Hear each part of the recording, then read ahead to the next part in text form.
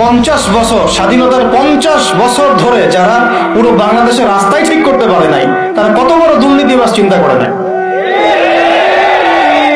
50 বছর ধরে একটা দেশকে রাডার বিহীন থাকতে হচ্ছে, স্যাটেলাইট বিহীন থাকতে হচ্ছে, পারমাণবিক কোনো অস্ত্র নাই, নিউক্লিয়ার কোনো মিসাইলস নাই, কোনো জিওপলিটিক্যাল বড় বড় রাষ্ট্রের সাথে অ্যালায়েন্স নাই।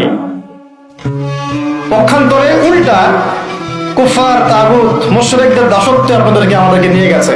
তাহলে 50 বছরের খেয়ানতের লিস্ট করলে মানে আসমান, এক আসমান থেকে দ্বিতীয় আসমান পর্যন্ত হবে আর কি। এই বিগত স্বাধীনতার 50 বছরে আমাদের এমন একটা জেনারেশন রেডিমেড পাওয়া উচিত ছিল, যাদের ঘরে ঘরে আলেম, ঘরে ঘরে হাফেজ। এখন ঘরে ঘরে খুঁজলেও, বোম মারলেও আলেম বের হয় না, ঘরে ঘরে খুঁজে ছান মারলে একটা করে হাফেজ বের হয় না, আলেম বের হয় না।